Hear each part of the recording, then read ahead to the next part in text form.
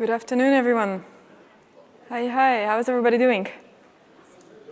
Good, that's perfect. I like that kind of responses, very good. Okay guys, so no time to lose. Let's get started. Welcome on my presentation.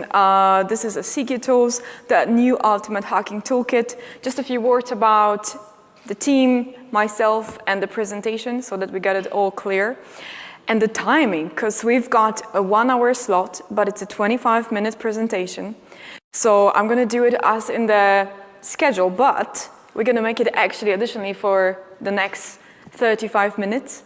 If you want to stay, you're most welcome, because we've got over 200 tools. So within the 25 minutes, it's kind of hard, even though I would do my best. But eventually, for the first part, we're going to do some interesting ones. So a few words. As you see, Paul Ajay. I am the CEO of Secure, company that is right now a little bit over 10 years old. We are doing different types of custom penetration tests for our customers, cybersecurity, strategies, and also educational services. And eventually, my team has grown a little bit. Right now, it's 40 people. We do have our R&D department, and we are spread across 4 locations in the world, which is New York, Dubai, Switzerland, and Poland. So this is us, and eventually our toolkit. It's something that I'm super happy to present, because eventually this is a toolkit that we just use in practice. So every single time we've got a project and we need something and there is no tool for that, and it's, for example, a forensics project or something to be researched about, then we, simply speaking, start writing our tools. And that is pretty much the whole background out there. So this is the whole concept. Now, whenever we are thinking, of course, about the tools and everything, sharing and blog posts and white papers about it, you're going to find that on our secureacademy.com/blog just 5 minutes before my presentation is over. This is kind of how we always do it with my team. So right now, even if you enter the blog, you will not find the tools, but just 5 minutes before, you will be able to find those. So technically, I also tend to speak at the various conferences. Black Hat is definitely one of those. I also do pretty much the presentation about at RSA, Microsoft Ignite. And there's only one reason for that, because our team loves to share. So whatever we do, we share, and this is technically one of the opportunities, so hopefully you guys are gonna like it. So more information, of course, about us you'll be able to find in any other information about the blog, but let's get into the content. This is the presentation about the toolkit, so no time to lose, as we mentioned, so let's do it. So at the very beginning, it's going to be, in general, the flow that we're going to do like one by one. Of course, I will give you explanation of what this tool does. We're going to start with like small chunks of tools. So this tool allows you to extract this. This one allows you to extract that. And then we're going to get into the scenario of the data decryption by leveraging data protection API.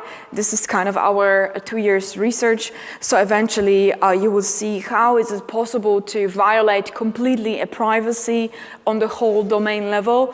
And our team reverse engineered data protection API to the bond, so anything that moves and it's encrypted will be able to decrypt. So this is pretty much the flavor here. Okay guys, so let me just switch it off, and let's start with the first type of tool, which is technically a very straightforward tool, which is related with extracting hashes from the operating system, and that's this one over here. This is a CQ hash dump version 2, and on the live system, the only way how you need to run it is just some dump, and that's it. So very simple, nothing in particular over here. Of course, we are getting access to the SAM database by leveraging all these decryption mechanisms that are in the operating system, but at the end ending up with the hashes to be extracted. This particular tool works very nicely because not everybody wants to run it on the server in live. So eventually you can run it by leveraging its offline switches. So we run it in a same way, but just to show you in general, we need to specify here SAM and SAM database, sys, and system hive if you've got a copy of the registry. And this is something that also allows you, let me just do it for the moment. I'm just going to use that in this way. Here we go, and then we've got some, and then we're gonna do some dump. Let me just verify you've got it. Oh yeah, we got it correctly now. As you see, it's case sensitive, yes? So we've got a different output, so we've got administrator and guest, just to show you basically that this is working on the offline data. So just a quick intro. Now, of course, in order to be able to extract hashes from the live operating system, you have to be privileged to do that. And for that particular purpose, you need to be a local system, because SAM database has by default permissions set up to be accessed by the local system. So the question of the universe would be, okay, that's fine, but how eventually we are able to get access to these particular local system privileges if, of course, well, I'm in a position of the administrator in such case. You could use PSExec for that. And this privilege that you are actually leveraging over here, this is an impersonate client after authentication privilege. Or you can use our tool, which is pretty nice. And if you want to impersonate into the privilege account, we've got over here CQ impersonate, secure administrator cmd.exe. And if you're going to run that particular command, what it does, it opens a command where you are actually a particular user. We're leveraging over here the impersonate a client after authentication case. So technically speaking, if you've got already a user that established a session in the particular operating system without knowing that user's password, you are able to take over that user's session. We do have also another tool that is allowing you to create a token of the user that never logged on to that system, though eventually this token is good more from the forensics perspective versus doing actual hacking activity. So a bit of a introduction. So whenever we are thinking, of course, about making a little bit further step over here, question would be, are we able to extract, for example, within the operating system, some data from the ntds.dit. ntds.dit, of course, is a file that contains hashes of the users on the domain controller. So the structure of the database is a little bit different, and we also do Active Directory forensics. And eventually, for that purpose, we wrote a bunch of tools for that, but one of our most popular tools, it's called CQTools decryptor. And this is a tool that allows you on the fly, this is just an offline extraction, extract hashes, of course, from ntds.dit. So let's have a look what we can do. So if we do have a look at the option, that particular key actually, the particular tool, leverages something that is called a boot key. And here I think we need to stop a little bit, because we need to pass a little bit of a theory here. What's the boot key? And boot key, it's a key that you're going to find in the system registry hive that is in a data protection API field decrypting system secret. So if you want to steal someone's hashes, either it's a SAM database or ntds.dit, you have to have a boot key available. That's why in a previous tool I was using -sys system so that you are able to see that we are actually reading the boot key from there. So we're going to do it here as well, but from a little bit different perspective. So I do have a live system where I'm going to be technically, this is a domain controller, when I'm going to be extracting the hashes from. So a question would be, at that certain point, how are we able to get that particular boot key? And the answer to that is very simple. This is the live domain controller. Eventually, I'm going to be using another tool, which is called CQ Secrets Damper. We're going to be coming back to this tool because it's a very nice tool. It has lots of functionalities, including extracting passwords in a clear text from the service accounts. So we're going to just specify over here boot key, like this. Boot key, here we go. And then we've got a value. Yeah, so this is this particular thing that I will need to copy in order to move forward with the further steps of a hashes extraction from ntds.dit. Of course, you need to make a copy of ntds.dit. The easiest way, most probably, to do it is by using the built-in Windows tool, which is called vssadmin create shadow for C drive bank, and you've got a copy of the ntds.dit. Okay, guys, let's keep it rolling. So we're going to do it like this. CQ ntds.dit decryptor, and over here we're going to specify our boot key. So let's just paste it. Here we go. And then we're going to specify the file. And that's going to be nice because here we're going to move forward into D drive tools ntds and ntds.dit. And one of the parameters that we will need to use as well, it's out file. And within the out file, we will specify hashes.txt, for example. And a couple of other things we could specify over here, like the PFX, KDS root key, and so on. But this is something, again, that I'm going to be explaining later, because right now it's going to be a little bit too much about one thing. This is also a multifunctional tool about security and identity in general, protection in Active Directory. So let's do that. So right now we are extracting our hashes. Let's have a look, hashes.txt, and let's see what we have over here. And this is the file. It is fully importable in any type of a cracking tools that you're gonna guys find, even for free, not for free, whatever. It's a very, very nice format here. You can even import it in Excel and find in your domain different types of hashes duplicates to see if there's someone actually reusing the password. So what we got over here, let's find something nice over here. So just kind of like knowing this by heart, but E19, it's a hash or MD4 hash, as we should say, of very popular password, which is a P@SSW0RD. And we are able to see that Freddy, in this particular case, user has this particular MD4 of a password, which we could technically either crack or guess maybe not. That would be quite hard. But if you're familiar with these popular password hashes, then maybe guess too. So this is a little bit of an intro for what we can do with our tools. Yeah? So you can see that we are able to extract some type of information that we've got in the either hashes or some database or ntds.dit. Now question is, what else? So I was mentioning that we're going to be back to the CQ secrets dumper. This is, by the way, historically our first tool that was written by our team in 2008, and we totally love it. This tool has been going through different types of transformations, but eventually the major functionality of this tool is related with decrypting local system secrets. And by local system secrets, we mean, for example, service accounts.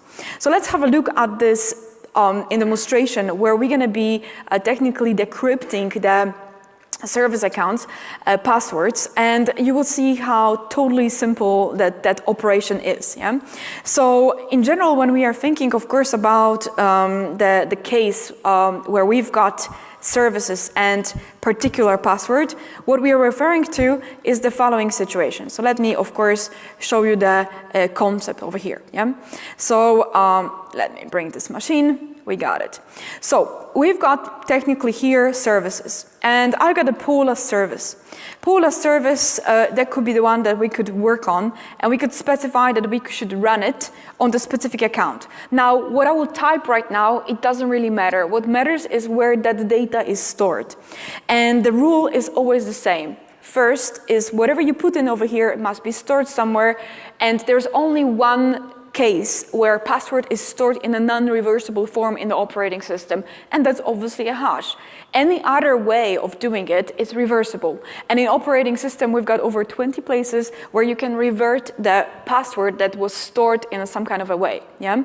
Sometimes we don't even need a tool for that. You can use, for example, appcmd to extract the clear text password of the application pool identity, because this is actually something that is stored symmetrically encrypted in the application host config file. So we've got a secure. Let's just do administrator, whatever. As I said, it doesn't really matter. I'm just going to type something, yeah? So let's just do that. Enter. Perfect. The new logon name will take place, whatever. So our Pola service is over here running like this. So what we're going to do? So we're going to get into tools right now. And then we're going to get into CQ secrets dumper, and then we're going to specify over here a service, and the short name of that service, it's a PJ service, enter, and as you see, this is the password that I've been typing. Yeah? So this particular password is technically extracted in a clear text because it's actually stored in the operating system in a reversible form. Yeah? So during the pen test, what and where do we use this tool for? Well, when you manage to get access somewhere, this kind of data could allow you for the lateral movement.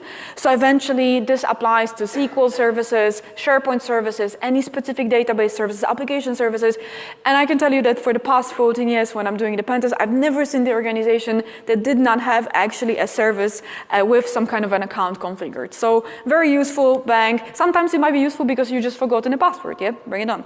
So why not, yeah? Okay, anyway, this is one of the tools. Cool. Interesting so far? Yeah? Great. So let's do a little bit of hardcore stuff, if you don't mind, because before we move forward to the attack situations, just one more little flavor that we've got. When you are performing, for example, man-in-the-middle attacks, we found out in our team we're very convenient. Yes, if we don't see something, we just write it. Yes, and we keep it for ourselves. Sometimes we share it because apparently it looks like someone else also likes it. So when you are performing man-in-the-middle attacks, there are different types of techniques to start it as a first step. Yes, one of the first techniques is the easy one, which is in general the RP poisoning, RP spoofing. Yes, so these are the techniques that it's nice to start. So the question is, do we have a tool like that? For example, running in Windows. And answer is yes, we do. We wrote it, and eventually this is probably the easiest tool that you will use for, in general, the spoofing or sniffing activity in the operating system. So this is in general how this tool works. It's called CQRP spoof. It's a spoofer for Windows. Works pretty much on every version of the operating system. You never know when you're going to need it. This is straightforward. So you are specifying the communication in between the client and eventually the gateway. And just this, yes? And this is the moment where we are performing the RP poisoning in the back. And if you do run, like for example, underneath, things like Wireshark and so on, you are pretty much gathering everything you can within the same subnet. Yes? So we know the functionality, but we just needed a tool that you do just like this, and it works, and you can do pretty much sniffing and anything that, you can sniff anything that is out there within the subnet. Just to prove it to you, because it will be great to see. So what I'm going to do on my side, because this would be nice also to follow if this is actually working. I'm just going to use the simplest possible thing, which is an FTP. I know it's in a clear text, but it doesn't matter. What matters is that our tool is tuned to that kind of traffic as well. So not only it gives you that tool to perform the poisoning, but it also grabs anything that is out there in the network. So it has two functionalities at the same time. So I'm just going to do FTP open on my side, and the only thing that you will see is, of course, that we are putting at that certain moment. I'm just going to type in the password so you can see the concept. Yes, so we are pretty much grabbing that kind of communication. Yes, so very straightforward, but eventually very, very handy. For example, for the SMB relay attacks, which are one of the most popular attacks in the infrastructure. Bring it on. So what's coming next? Next is actually my totally favorite, because we're going to be playing with the data protection API. And this is one of the most hardcore subjects in general, in my opinion, in IT, when it's about the cryptography, because there's lots of complexity within the whole idea. But let's try to put it in pieces so that we, at the end, leave this room with knowing what not only data protection API is, but how are we able to violate different things that are related around it. In general, it's a good mechanism. So let's have a look at what we can do. First of all, what I would like to show you is first background for the data protection API, when we're going to be actually logging on as a regular user, and we will leverage the situation where a user is actually storing data, like credentials, for example, in the browser. So for that purpose, I'm going to use the tool that isn't our tool, and the reason why it's not our tool, because it was already there, so it makes no point to write it. That is the Chrome pass. So I am logged on over here. Just have a look as Freddy. So just to lock the user, because this is important, what we're going to do right now. I'm going to log on as this particular user with the password, yeah? So we've got a p@ssw0rd. We got it, right? Perfect. So just because user has a password like this, we've got over here Chrome Pass. This is from Nearsoft. And we've got over here the credentials that are stored for LinkedIn in the Chrome browser. Yeah? So user just save credentials in a browser. Okay, now question of the universe is it safe or not? And I would like to prove to you two things, that under certain conditions it is, and under other conditions it's completely not. So let's have a look at the flavor. So this particular theory that is related with, of course, the whole concept of the data protection API, the cryptographic platform in Windows, looks like this. I'm going to get into user's profile. So I'm getting into the app data roaming, Microsoft, and we're going to go to protect and the set of the user. And this big list of things, it's nothing but a list of master key containers. And this is basically what I was mentioning, that our team, we are, as far as I know, the first team in the world that fully reverse engineered the full data protection API, literally like to everything that moves. So anything that is encrypted in Windows, we are decrypting and we are providing tools for that. So these master key containers, each of these guys contains 2 master keys. One master, and they're the same. One master key is encrypted with your user's password hash. Okay, so it depends on my password, simple. Second, master key is encrypted with the, and that's the best, public key of the domain. So public key of the domain sounds really weird, and this is this guy over here, BK domain name. Now, the sad part of that is that each of you, you all have it. So if you are a member of the domain within your organization, you check out and within your profile, you're gonna have it. Now, what is this key about? This key, it's the public key of the domain that is responsible for encrypting everybody's secrets. And the problem is that this key is only one. So if you're working in a company that has 100,000 people, everybody's secrets are encrypted with the same public key. What's the question that we should ask? Where's the private key? Totally yes. Okay, so what we wrote, it's a tool to extract the private key, that whenever you got it, you totally own the domain, like totally own it. Let me share with you a little bit of a story in a moment. I don't have access to the internet in this machine, that's why you're seeing this message. Okay, good, so let's begin, yeah, let's do it. So we're gonna move over here. So what we're gonna do right now is we're gonna run over here CQ.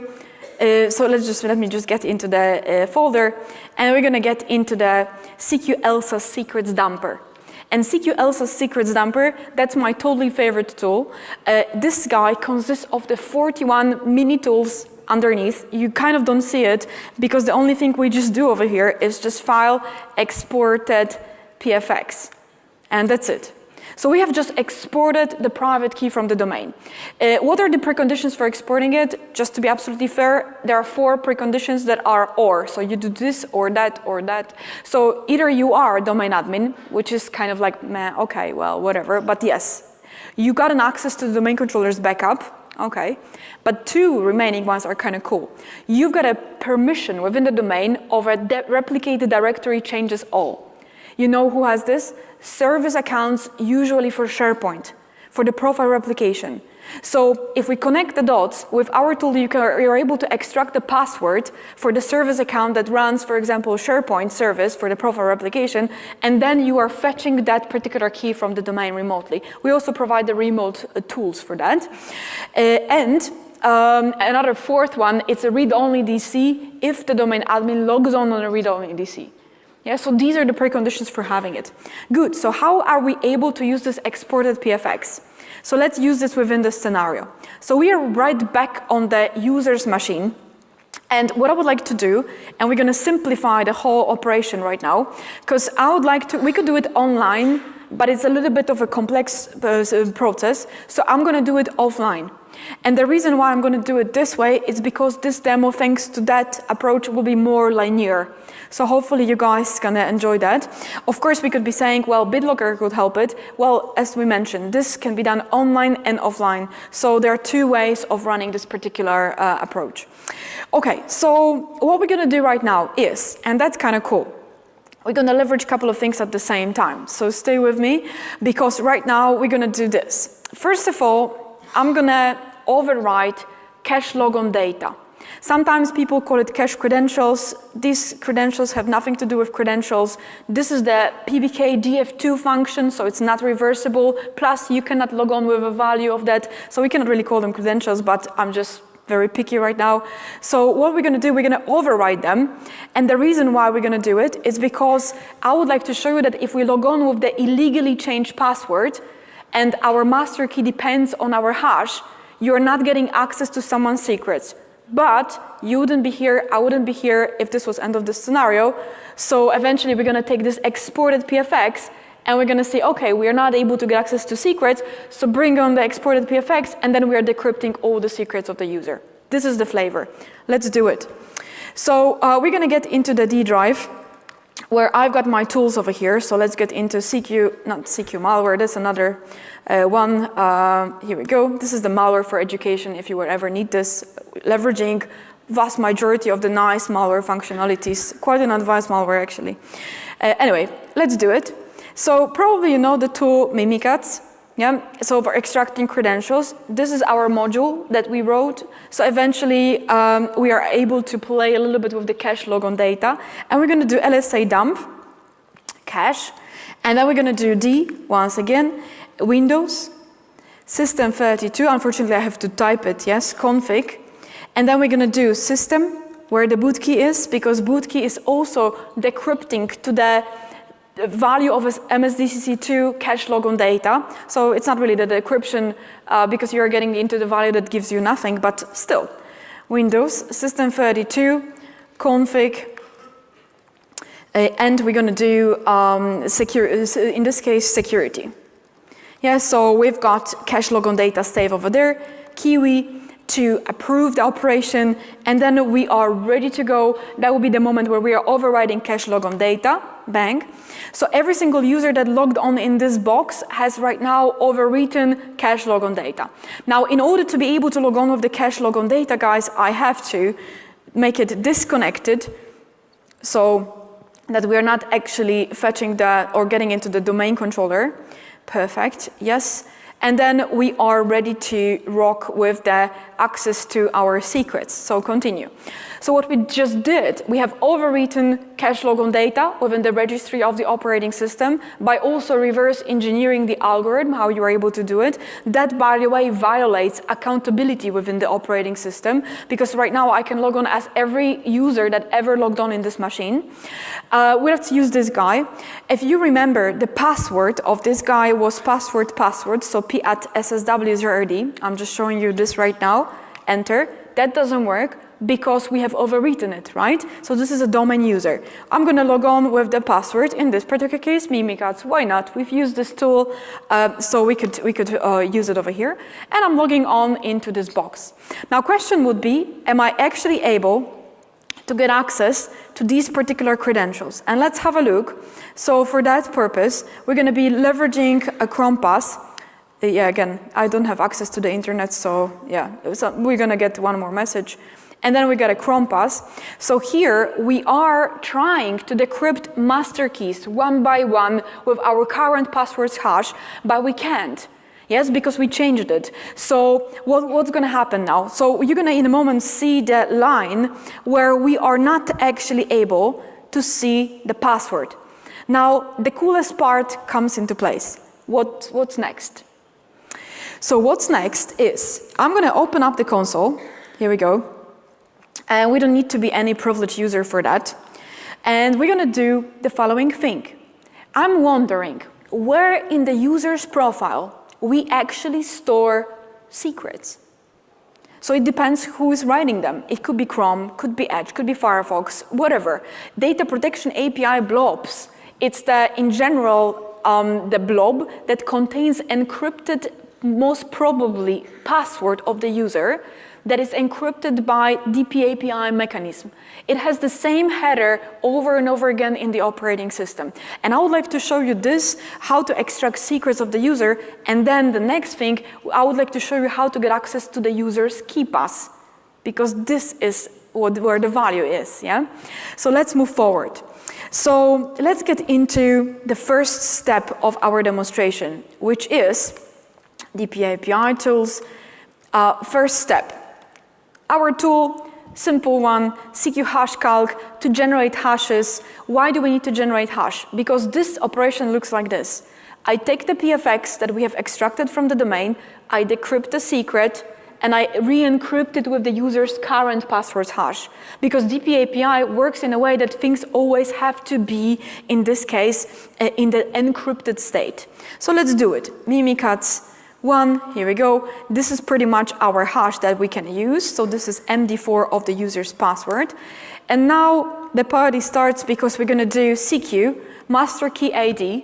This is one of our core tools where you are able to decrypt every single secret of every single user within the domain. So let's do it. And we specify over here PFX, exported PFX, the one that we have from the domain. Then we do specify new hash. And we technically put the hash of the current user's password. So decrypting with the PFX, encrypting with this one. And the question is, what? And file, which master key container that will be? And I have no idea, we had so many, right? So what do we do next? We have to find it. We do it like this.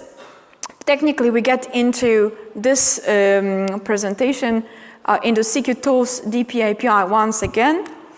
And we go into CQ DPAPI, once again, CQ DPAPI blob searcher.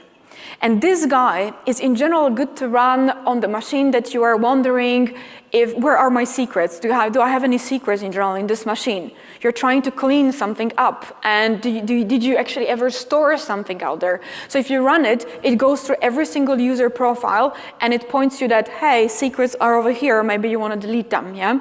So CQDPAPI blob searcher has the following parameters. D for the directory to be searched. Then we're going to do, it also goes to the registry, which is nice. We're going to do this recursively, and we're going to, of course, specify the out there. So have a look. We're going to do it like this. We know it's Freddy, so let's get there, Freddy. And then we're going to do in app data, and Chrome stores its information in local. So let's keep it this way. We're going to do it recursively, though, and we're going to do the output into CQTools. Here we go. And the whole thing gonna go into blob.txt. I would just need to run it for just a bunch of seconds because this tool is actually pretty quick. And it searches for the headers. So it gets into every single file and it searches for the headers that are characteristic for the DPAPI. So let's have a look. Blob.txt. Here we go. This is how the output looks like. And if I go page down, that's awesome. We already can see it. Let me just enlarge it. These are the secrets. And the secrets are in Chrome user data default cookies. By the way, it's using SHA-1 and triple des. So this is how Chrome saves information, secrets of the user to the disk. You like it or not, it's your thing. I don't personally. But eventually, there is this B55 that we are looking for. Yeah.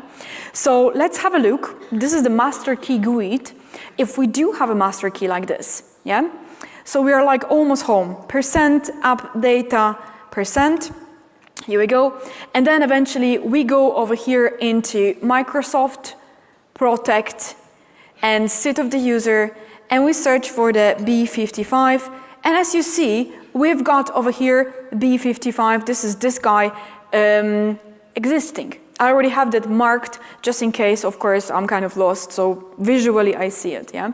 So right-click Shift, and then we've got copy as path, and then we are completing our command. So bring it on. We've got PFX, exported, new hash file, that's it. So we do enter.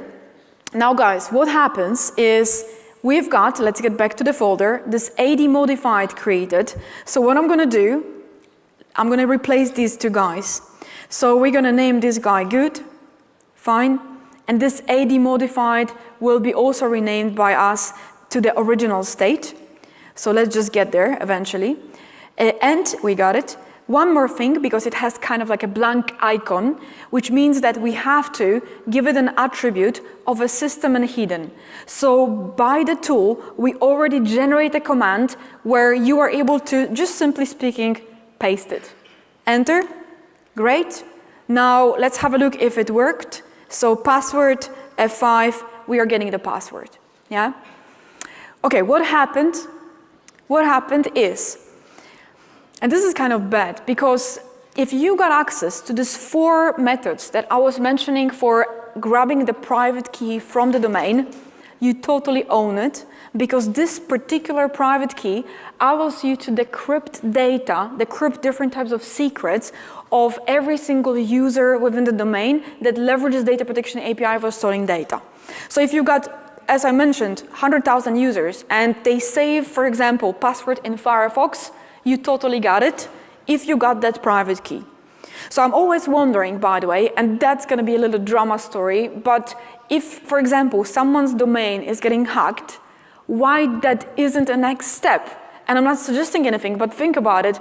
If you extract that particular private key, what you could do, even domain admin could do it, you could decrypt the secrets of users in your organization, be them on Facebook, LinkedIn, Twitter, name it, because these are the kind of credentials that are usually storing, and then do the public shaming and, for example, in the name of the user, accuse some, or the company name in general, of harassment. That's bad, yeah? So imagine now 50 of your employees are doing this. So this is in general my flavor here, that particular key and in general access to the domain, it's totally massive. Okay, good, we got it. Perfect, so just for the reference, because in the schedule this was like 25 minutes, we ran a little bit longer, but that's not the end of the presentation, but if you want to stay, I'm super happy to continue because this was originally the concept. So are you ready for the next part? Awesome, okay, let's do it, perfect. So this is one of the things. So let's move forward. Yes. Let's move forward to the next part, which is related with the users' secrets that are derived by different types of, like, from different types of applications. So things, for example, like KeePass. Is KeePass safe? That's a question that we are asking over here, and let me answer it. But eventually, first we're gonna run with a little bit of example. So what we got and what's the situation here? And especially for you guys that had a data protection API introduction already, that will be relatively straightforward, yeah? So the situation is like this. We've got users KeePass. We see that this is somewhere within the user's profile. If you try to open it, yeah, so we can just double click on it or whatever, it just gets into KeePass, yeah? And what I'm gonna do, I'm gonna type the password that I'm gonna use later so that you can see that right now it doesn't work. So have a look, I'm just typing secure over here, okay, and then it says the password is incorrect. Yeah, so just to be completely fair. Now we can just cancel it, okay, we're like, okay, we're not getting access to users KeePass. But if user relied its KeePass access on the Windows logon, which is, I believe you would do something else, but users may do something else, then you totally get it. Because if you do have that private key from the domain that we were mentioning, then you are able to decrypt the master key of the user. We already presented that, and use that master key to decrypt the secret like KeePass. Now KeePass in a structure is actually looking like this. KeePass has protected user key, and this particular protected user key is actually the key that is encrypting KeePass. And that key, it's right now encrypted. How do I know? Because of this. I said that we're going to be looking as well at the different data here. This is the DPAPI header. So any blob in operating system that is encrypted with the DPAPI though, yeah, then it has this kind of a beginning, looking like kind of exe thing, yeah. So this is a characteristic thing for the DPAPI. So once you're going to see it, you're like, oh, okay, DPAPI, why don't we just use some toolkit here? So we got it. Question is, how do we decrypt this? And of course, with the master key. So what I do have over here, it's already decrypted master key by leveraging one of our tools, CQ master key decrypt. And this is how master key of the user looks like. So you can see that this is just like a string. So what I'm going to do over here, I'm going to copy this guy. So let's do that. Control A, Control C. And we could be here just a regular user or whatever, really doesn't matter because it could be technically, this is just an offline operation. And we're going to get into our tools over here, where we're going to be leveraging, of course, DPAPI. So how do we do that? First of all, we will need to, and this is kind of logical, to decrypt this blob, this protected user key bin. How do we do that? Well, we have to do it by leveraging DP API mechanisms. So that, unfortunately, with KeePass, we are using something that is called entropy. So just additional data that is characteristic per every single system to be leveraged within the whole process. The simplicity about that is that that particular entropy you will find technically in the registry, yeah? So you can just extract it. So let's extract the entropy first, because we know we're going to need it for KeePass, and then we're going to, of course, get into encryption or decryption. So we've got a CQ DP API KeePass DB decryptor, enter, and this is the entropy that we have over here. Yeah. So this particular entropy, let me maybe just copy it even right now. So we're going to get back to the previous value. Is something that we're going to need, and then we move forward and we do CQDP API blob decryptor. And that particular tool takes a couple of parameters. Master key, we got this. Entropy, we just copy that. Blob, this is our protected user key bin. So let's do it. So that whole thing is going to look like this. Let me just make it a full screen. Perfect, and we've got the tool. So we do CQDP API blob decryptor, and then we do entropy. Here we go. And then we specify our entropy over here. Something did not copy it, so let's just do it again. Luckily, we can still see it on the screen. And that particular entropy is, of course, participating. It doesn't have to be always like that, but in the case of a KeePass, it is. It's participating in the whole decryption process. Perfect. We do master, and our master is this particular value that we got over here. So once again, we're gonna just paste it over here. Okay, and then we've got blob, and blob is our C analysis, in this case, protected user key bin. Enter. And right now, what this is actually a key that is directly decrypting the KeePass database. This is how KeePass works.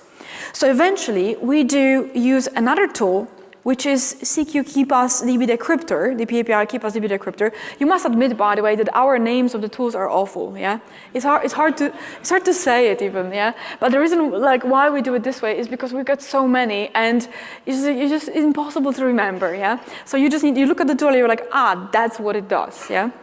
So this is the story, and within this particular tool, we are using two parameters, K and F. So K is that particular decrypted key from the blob. Bring it on, we got this. And in this case, file. So what is the file?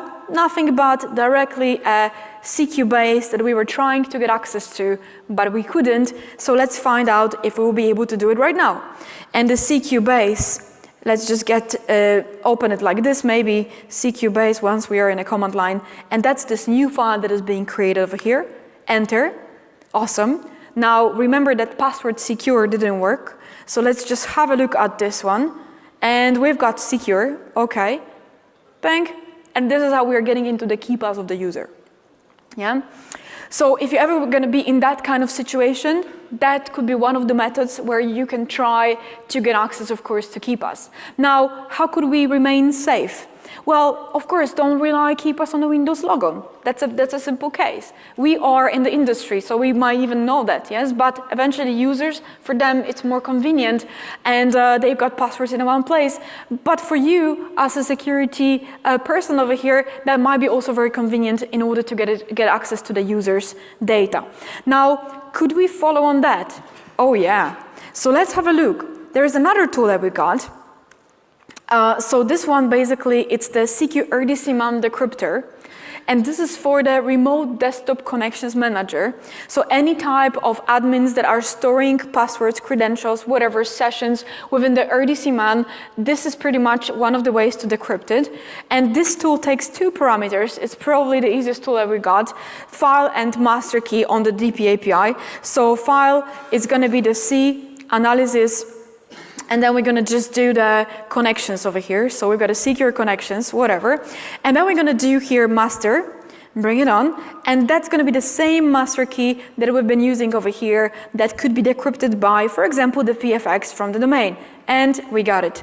Perfect. And this is pretty much giving you the credentials of any type of a session that has been stored within the remote desktop. Okay, so anything that moves in general can be decrypted in Windows with the toolkit that we got, totally addressing the DP API. Now, that's not over, because there is another type of a DPI in operating system, and this one is called DP API NG. And this is a completely different thing, new generation, as we call it. And that's kind of funky because this has been introduced in practice in Windows Server 2012 R2, with the functionality of having PFX files to be seed protected. So normally if you have PFX files, it's such an old school format, I just cannot live with this. So it's just password, and how can you manage these passwords? Well, maybe in KeePass, yeah? So you have to do something about it. So these PFXs, they have been redesigned a little bit by allowing user to export a certificate and say, who do you want to make it available to? So let me show you basically how it works so that we get a clear idea what to do with that. And obviously, because it's black hat, I will show you how to violate that mechanism, yeah? Sorry about this. I'm just bringing bad news all the time. Okay, let's have a look. So we're gonna do this on pretty much, we've got a choice of different operating systems out there, but we could do it maybe on a Windows 8.1, on Windows 10, doesn't matter really, because yeah, any type of operating system here would definitely do. And eventually, what's the flavor? The flavor is that I'm going to be logged on as the regular user. And one of the things that we're going to do over here, so that's the case, is that we're going to get into cert MGR. So this is Freddy again logging on. And whatever, there is some kind of a certificate out there, yes? So we could do all tasks. And eventually we could do export and next. And this, by the way, this is a little bit of a cheating. We also have a tool, because right now you can see that we can export the private key. Yeah, why private key is not exportable? Because if the certificate is generated from the template, there is a checkbox in a template to allow or disallow to key to be exportable.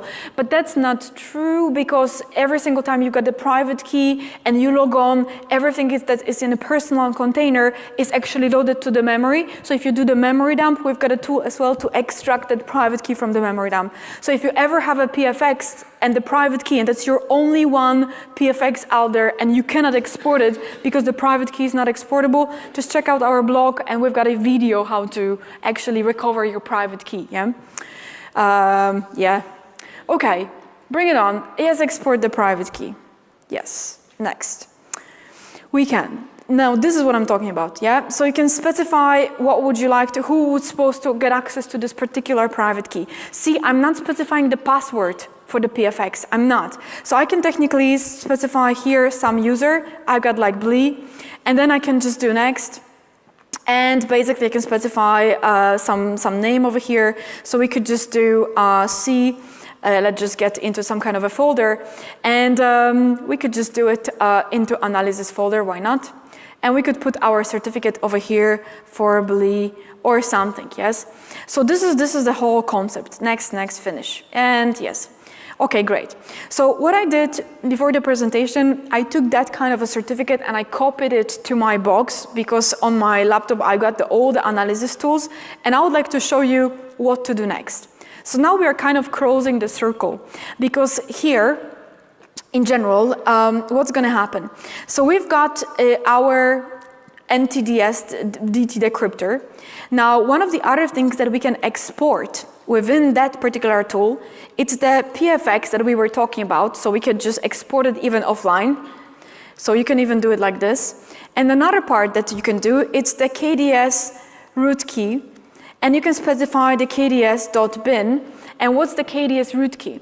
In general, in Active Directory, obviously we've got a Kerberos that has its own root keys. What are the root keys used for?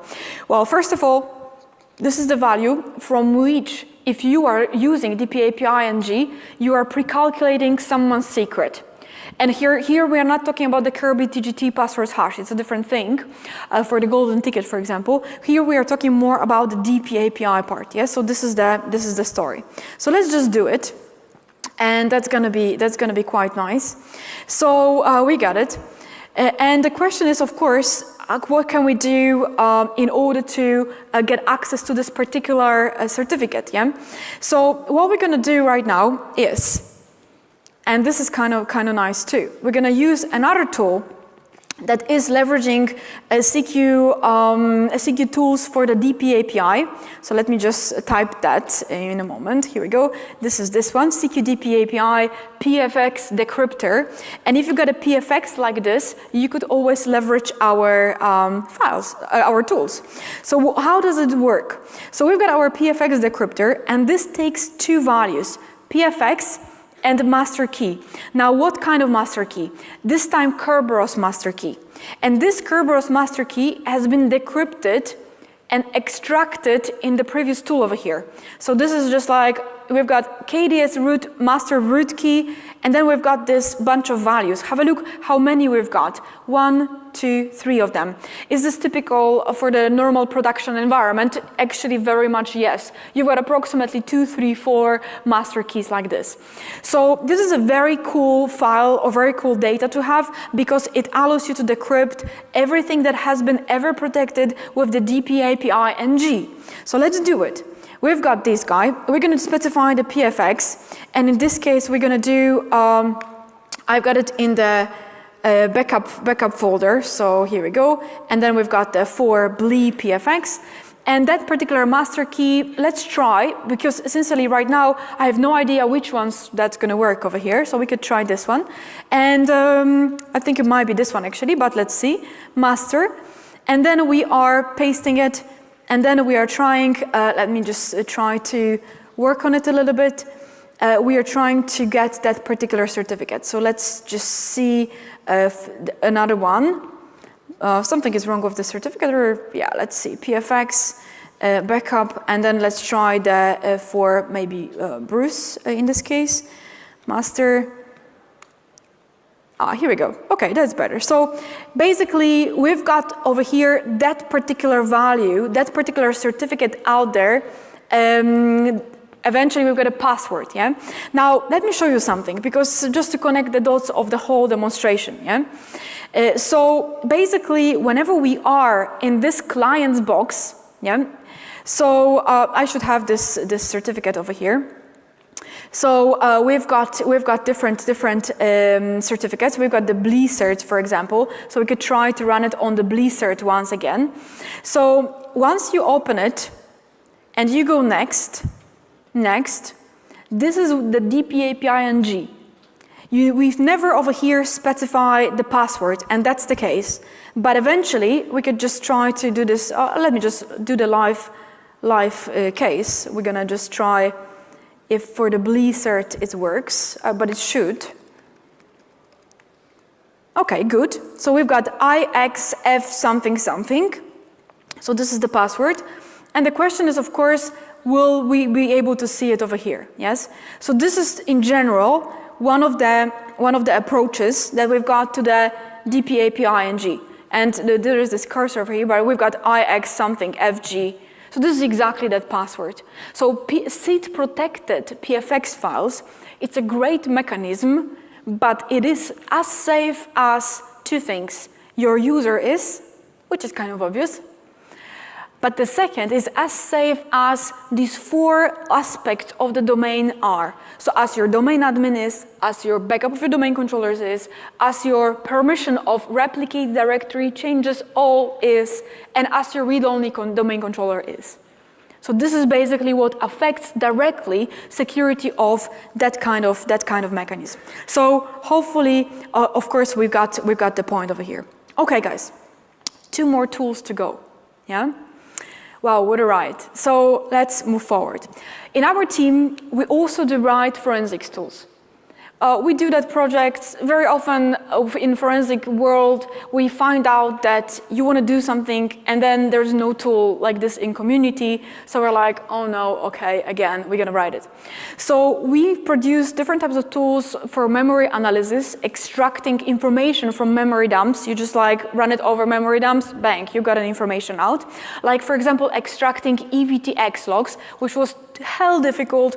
It took us actually over 6 months to write it, but but eventually you are able to extract EVTX files from the memory dumps. EVTX files are quite complex because there's lots of different types of checksums inside. So you just edit a little piece of this and then the whole log is totally corrupted. And I'm sure you might have seen it before. But eventually, one of the things that we run as well are the different data analyzers. So if this is your first step to forensics, we've got a bunch of tools to help you out of this. Let me show you. Not everything is actually that obvious.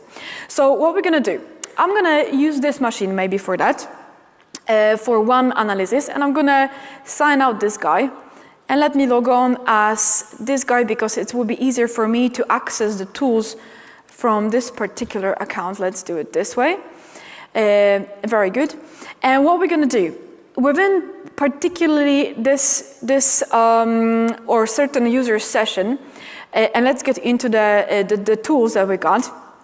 We've got a tool that is actually allowing you to get the cache of the remote desktop connections. And this is a pretty nice tool. It is actually having a couple of years right now, but we were participating in a forensics project where every single bit, as always in a forensics project, was important. And we found out that someone was actually connecting remotely from this machine. So we were wondering, is there any like cache, like pictures or something? An RDP protocol, it's a protocol that is relying on a grid. And every single time you connect somewhere, then you download these pieces, you download that blocks of the grid. And this is just added to the file. So it's a little messy, but not that messy. So more you move around within the RDP session, the more messy this file will become, because then you will be downloading only the new grids. But in general, the quality of that grid depends on your network connection speed. That's why you can adjust within the RDP how fast is your network, which is a little weird, but that affects the quality of the bitmap. That's it. So what we're going to do over here, we're going to load cache. This is the remote desktop cache. And eventually, if we do open it up, then what you can do is to decode it. Now that looks awful, but every single RDP client has its own unique way of caching. So in our tool, we have adjusted to that, and you can specify how big should be the grid, and whether it's 32 pixels or 64, yeah? And if we do change it to 64, that is basically a little better. So you can see things that someone else has seen. And eventually, here, question to you guys, what's this? What did someone see? Web server, thank you. Yeah, totally. This is the web server, so this is the IIS. Yeah, so this is the IIS console. And you can move forward in the file because our tool is like reading the portions of the file. So you can just specify that you want to have a next chunk and the next chunk and the next chunk, yeah? So this is one of the forensic tools. Now, another part that is quite interesting over here, and this is for today, the last tool that I have to show you, is actually related with extracting prefetch from the operating system. Now, if you do have, of course, prefetch, most of us do, but just for the reference, prefetch is something that was originally introduced in Windows in order to monitor the history of everything you open.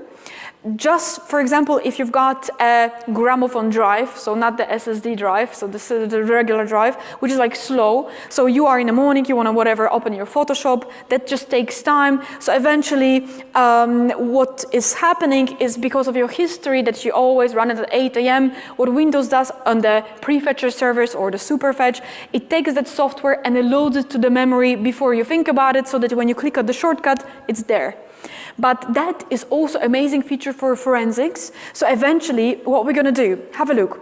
Prefetch is in a C Windows prefetch, and eventually you've got, of course, these files over here. So if you are interested, like what was this file about? Yeah, so I got here an example of the CMD, for example. Then you run it with the CQ prefetch parser. Our tool is compatible both with Windows 10, where Microsoft implemented compression on prefetch, and also backward compatibility with other prefetch. -A stands for analysis, yeah? So we can technically run it, and what we can learn from that particular tool is how many times this software has ever been running in Windows, ever, and what was the last time you were running it. Yeah? And also what kind of other DLLs, files, etc. were opened within that file. What this is referring to? Let me tell you. If you've got malware that is, for example, named Notepad, how many times user opened Notepad in that OS? Possibly a couple of times. So if you got one Notepad prefetch history and another Notepad file, which Notepad is real? So you compare. And then you see that that Notepad has been running for the 10 times, and this one has been only running once quite recently. Let's have fun and let's have a look. So prefetch actually in practice helped us in a forensics projects to mitigate and also to find out where eventually ransomware was coming from within the whole enterprise. Because this allows you to historically monitor the execution of the files, even though we don't have, for example, process tracking turned on by default. So this is technically one of the concepts. Okay, guys, so we got it, yeah? We could be talking about it for hours, literally, but let's get into the summary at the end, yeah? So we've been talking about, of course, about different types of tools. Yeah, we've got, as I mentioned, over 200 of those. Our team is crazy about those. Today we have covered. This is like the major part of our toolkit. We've got also minor tools, so you're able to find these guys. We've got also the tools that are directly related with the data protection API. Today you've seen a couple of those. There's much, much more, and you are able to download pretty much all of them from our blog. And just for the reference, we have prepared for you a special link which you can use in order to get more information about our toolkit, about this presentation, and of course about white paper that we together with my team, with the Secure team, wrote in order for you to not only become familiar with the tools if you wish, but also know a little bit by the example how you are able to use them in your practical life, I hope. Yeah. So this is the concept. What can I say? Thank you so much for attending. Yeah, hopefully you enjoyed the presentation. Let us know what you think about it on Twitter or either by email. The shorter email for me is paula@secureus or paula@secureacademy.com. I'm available under both of those. And I'm going to be also today at the Arsenal booth presenting different types of tools as well after 3 p.m. Thank you so much for attending. Have a great rest of the conference. Thank you.